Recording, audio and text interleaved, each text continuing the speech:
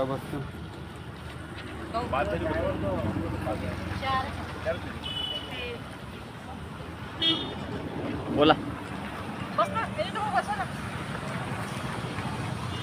बोला बोला बोला।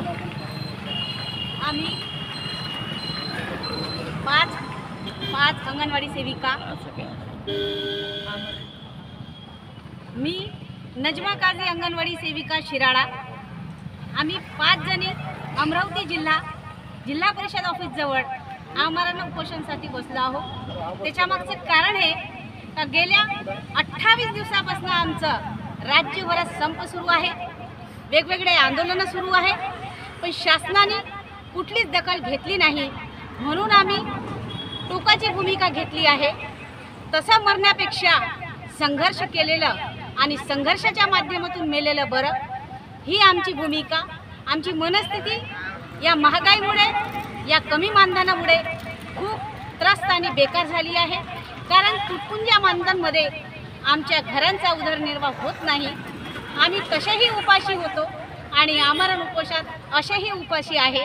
कारण हे सरकार जे आहे ते सरकार तुपाशी आणि अंगणवाडी सेविका उपाशी अशी आमची परिस्थिती झालेली आहे। आता काही हो, जोपर्यंत सरकार आमच्या मागण्या पूर्ण करत नाही तोपर्यंत आमचा हा लढा सुरूच राहणार आहे। आमच्या ज्या मागण्या आहे त्या अगदी रास्त आहे। आमच्या त्या मागण्या सरकारने पूर्ण कराव्या। आम्हाला ग्रॅज्युएटी द्यावी। 2017च्या उच्च न्यायालयाने दिलेल्या निर्णयानुसार आम्हाला ग्रॅज्युएटी लागू करावी। इंधन बिल जे आहे प्रति लाभार्थी 65 पैसे, ते 65 पैसे न करता 2 रुपये प्रमाणे द्यावं।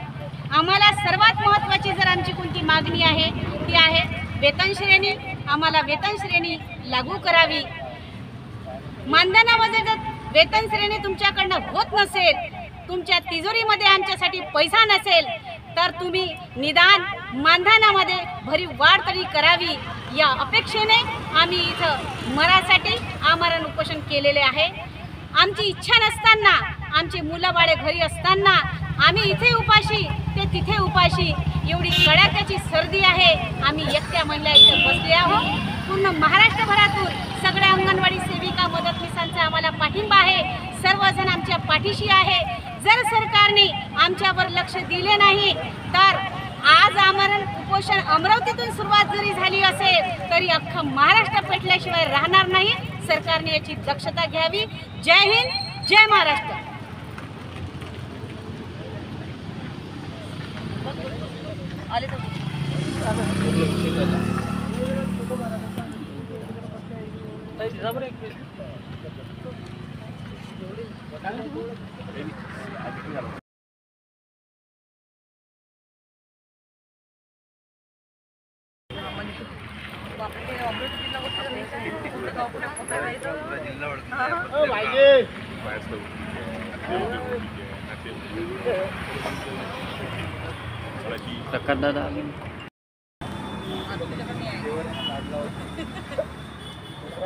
अमरावती जिल्हा परिषद कार्यालयासमोर दिनांक 31/12/2023 पासून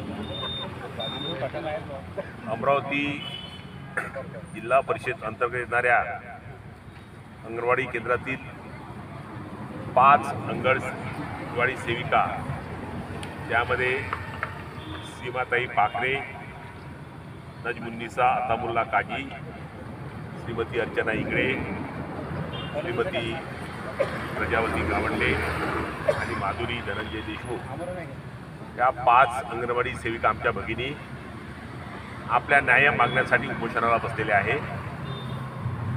त्यांच्या उपोषणाला एक लोकप्रतिनिधी म्हणून आमचं 100% प्रत्येक बाबीमध्ये समर्थन आहे। परंतु गेल्या महाराष्ट्रभर गेल्या कित्येक महिन्यापासून पूर्ण अंगणवाडी सेविकांचा जो संप सुरू आहे, त्यामध्ये वेतन श्रेणीच्यासाठी, ग्रॅज्युएटीसाठी, इंधन बिलासाठी आणि इतर ज्या सर्व मागण्या, या मागण्यासाठी जो संप सुरू आहे त्या संपाबाबत महाराष्ट्र शासन कोणत्याही प्रकारे दखल घेत नाही। ही बाब अत्यंत दुर्दैवी आहे। या अंगणवाडी सेविका ग्रामीण भागामध्ये अत्यंत प्रगल्भपणे आपल्या गावातील जे उज्ज्वल भविष्य आहे, छोटे मुलं बालकं, त्या बालकांच्या संगोपनासाठी, त्यांना उच्च दर्जाचं शिक्षण मिळण्यासाठी ज्या सतत प्रयत्नशील असतात, अशा अंगणवाडी सेविकांवर शासन अशा पद्धतीने अन्याय करते, ही बाब अतिशय दुर्दैवी बाब आहे. याचा आम्ही निषेध करतो शासनाचा. आणि या संदर्भामध्ये अत्यंत प्रभावीपणे त्यांनी गेल्या कोरोना काळात, त्या 2 वर्षाच्या कालावधीत त्यांनी अत्यंत प्रभावीपणे या जिल्ह्यातल्या प्रत्येक गावागावामध्ये, घराघरामध्ये जाऊन जीव वाचवण्याचं काम केलं, आरोग्य सेवा पुरवण्याचं काम केलं. कोरोनासारख्या कठीण काळामध्ये अतिशय प्रभावीपणे आरोग्य दूत म्हणून त्यांनी काम केलं.